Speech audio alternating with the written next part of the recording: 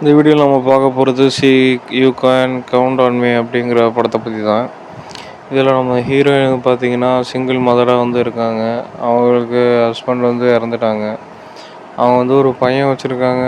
அவனோட பிரதர் வந்து பார்த்திங்கன்னா அப்ராடில் வந்து ஸ்டடி பண்ணிகிட்ருக்கான்.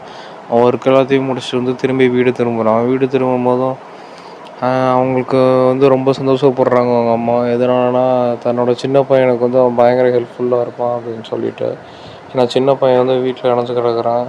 அவங்க பெரிய அண்ணன் வந்தானா வந்து பயங்கரமாக ஹெல்ப்ஃபுல்லாக இருப்பான். அப்புறம் நிறையா விஷயம் வந்து சொல்லிக் கொடுப்பான். அவனுக்கு தனியாக இல்லாத மாதிரி இருக்கும் அப்படின்ட்டு வந்து ஃபீல் பண்ணுறாங்க. அது மட்டும் இல்லாமல் வந்து இவங்க சைடில் வேறு வந்து லவ் பண்ணிகிட்ருக்காங்க.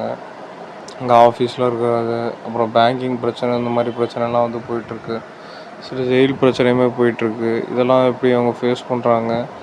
அப்புறம் அவங்க சன்னும் அப்புறம் மார்க் ரஃப்லோ ஹல்க்கு தான் வந்து இதில் பார்ட்னர்னு சொல்லலாம். இவங்க 2 பேரும் எவ்வளோ ஃப்ரெண்ட்ஸாக இருக்காங்க அப்படிங்கிறத வந்து படத்தில் ஃபுல்லாக காமிச்சிருக்காங்க. ஆனால் ஹீரோயின் வந்து சும்மா சொல்லக்கூடாது, ஆஸ்கர் அவார்ட் நாமினேஷன் வாங்குற அளவுக்கு வந்து பயங்கரமாக ஆக்டிங் கொடுத்துருக்காங்கன்னு தான் சொல்லலாம். ஃபஸ்ட்டு ஸ்டார்டிங்லேருந்து எண்டிங் மட்டுமே பார்த்தீங்கன்னா அவங்களோட பாட்டை வந்து சிறப்பாக கொடுத்துருப்பாங்க.